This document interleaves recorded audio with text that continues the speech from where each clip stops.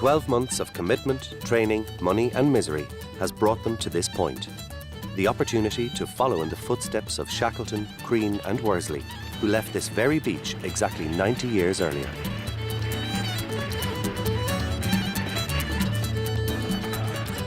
For Lucia, forced off the team for medical reasons, it's a bittersweet moment.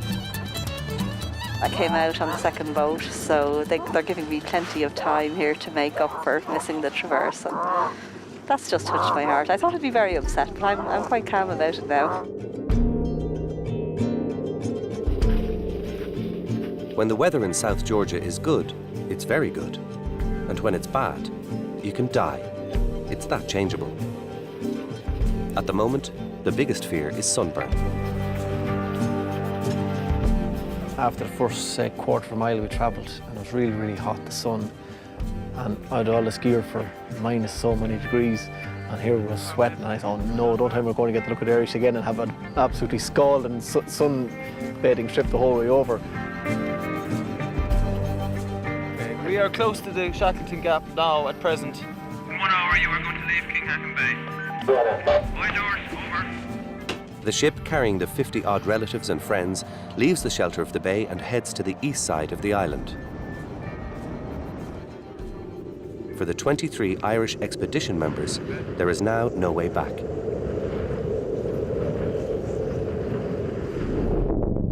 Our team is approaching the Trident Towers, the highest point on the traverse.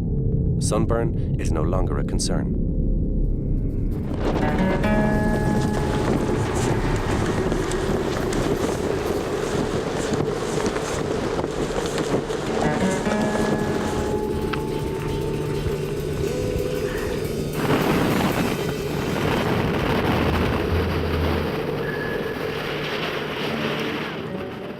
What makes or breaks an expedition is South Georgia's notorious vicious weather. When the British SAS got into difficulties in 1982, 2 helicopters crashed in their attempt to rescue them. Cliff discovers the importance of a down jacket.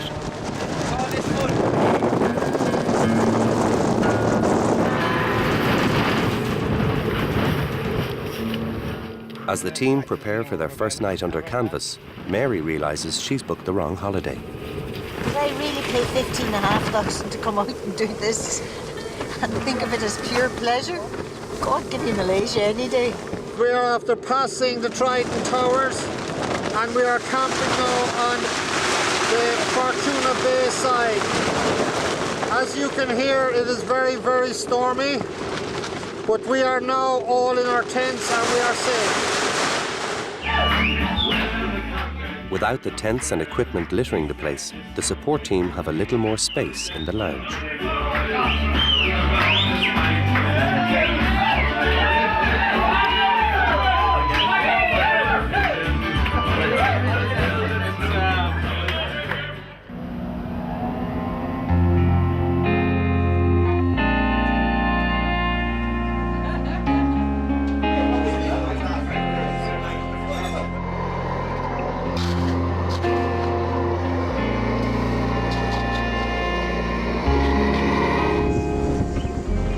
Overnight, the high winds have caused serious damage.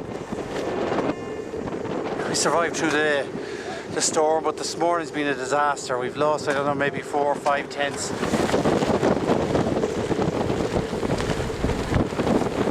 I suppose at this stage, 75% of everything we have is wet, but sure, so it goes. It was never going to be easy, was it? So I might get them to drop a couple of tents. Some people like hardship more than others. We had nothing but hardship. Well, it was good though. We came down off the top when we... That's because you like hardship though, isn't it? Well, that's what we wanted, a little bit of hardship. I asked for a bit of hardship, so we got it. You Westmeath men like hardship, don't you?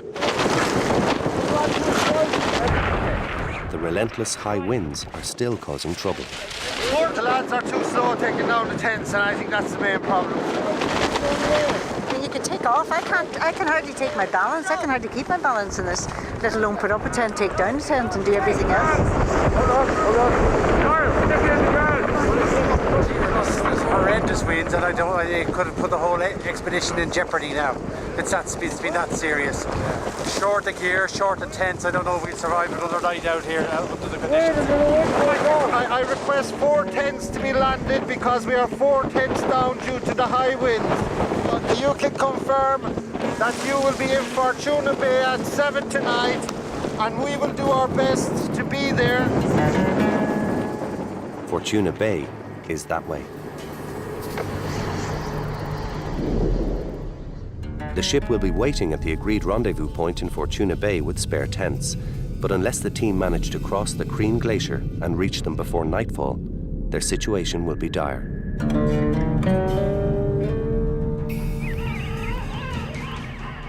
Meanwhile, on the east coast, the support team are blissfully unaware.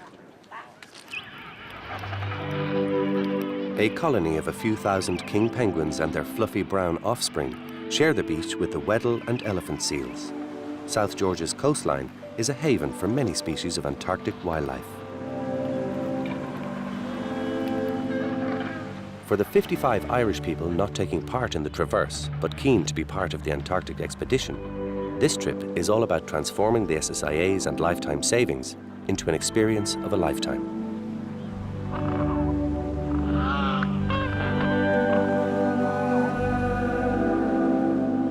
The visit excites curiosity on both sides. The penguins squawk.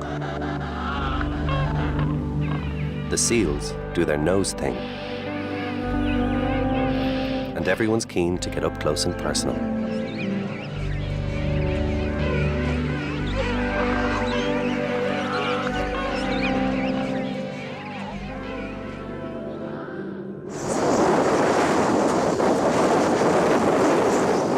On the Crean Glacier, the wind is so fierce, the traverse team struggle to keep a forward momentum. It's a strong wind that has the power to take the words out of Pat's mouth. Well, we're getting a blast of it anyway. I suppose that's what we have it. Though difficult, the team has been making progress, but things are about to take a dramatic turn for the worse. Picking up speed as it rushes down the glacier, the katabatic wind has reached almost 140 kilometers an hour. To make matters worse, it comes in gusts.